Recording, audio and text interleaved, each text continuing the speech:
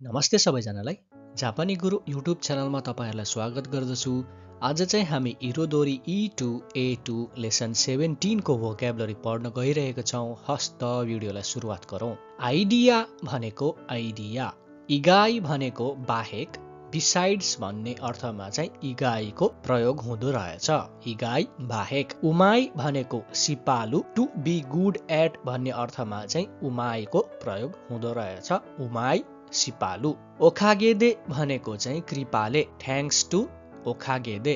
खान्स्यासुरु भनेको to appreciate, आभारी हुनु भन्ने अर्थमा खान्स्यासुरु। कुरौसुरु भनेको to have a hard time, कष्ट हुनु, to have a hard time भन्ने अर्थमा कुरौसुरु। कुवासी भनेको फ्यामिलियर विथ, नलेजेबल, जानकार भन्ने अर्थमा चाहिँ कुवासीको प्रयोग हुँदो रहेछ। कुवासी जानकार। गेस्तो हाउसु भनेको गेस्ट हाउस भइहाल्यो, यो एउटा काताकानामा रहेको छ। साकुरु भनेको क्लब, सर्कल, सामूहिक गतिविधि समूह, साकुरु।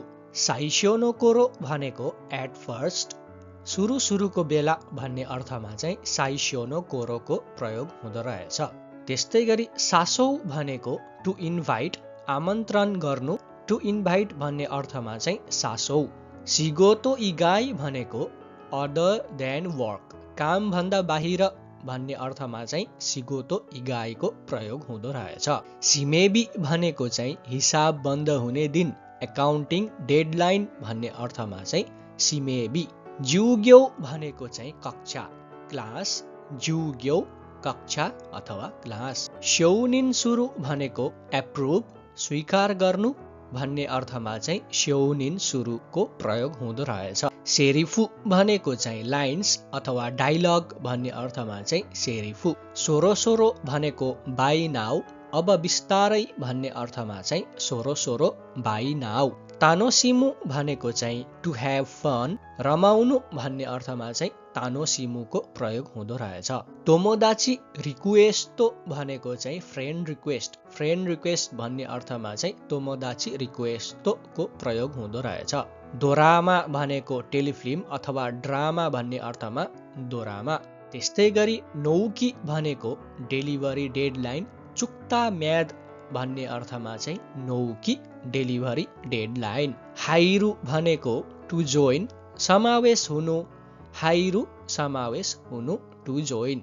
फुएरु भनेको टु इन्क्रिज, बढ्नु भन्ने अर्थमा चाहिँ फुएरुको प्रयोग हुँदो रहेछ। फुएरु बढ्नु। होतोन्दो भनेको चाहिँ मोस्टली, प्राय सबै भन्ने अर्थमा चाहिँ होतोन्दोको प्रयोग हुँदो रहेछ, मोस्टली। मोन्दाई भनेको समस्या, प्रब्लम भन्ने अर्थमा चाहिँ मोन्दाई। यारितोरी भनेको कम्युनिकेसन, अन्तरक्रिया भन्ने अर्थमा चाहिँ यारितोरीको प्रयोग हुँदो रहेछ, कम्युनिकेसन। वादाइको भनेको चाहिँ जापानिज ड्रम्स, वादाइको जापानी दमाहा, वादाइको भन्ने एउटा दमाहा रहेछ। वाराउ भनेको टु लाफ, हाँस्नु, हाँस्नु भन्ने अर्थमा चाहिँ वाराउको प्रयोग हुँदो रहेछ। हस्त आज हामीले इरोदोरी E2 A2 लेसन 17 को भोक्याबुलरी समाप्त गर्यौं। यो लेसनमा चाहिँ भोक्याबुलरीहरू अलि कम रहेछ। यो भोक्याबुलरीमा हुने खान्जीहरू पनि सँगसँगै याद गर्दै गर्नुभयो भने चाहिँ तपाईहरुलाई जापानिज पढ्न अथवा एक्जाम दिनलाई पनि सजिलो हुन्छ। हस्त अर्को भिडियोमा फेरि भेट्ने छु, त्यति बेलासम्म यी भोक्याबुलरीहरू याद गर्दै गर्नुहोला। बिदा चाहन्छु। नमस्ते।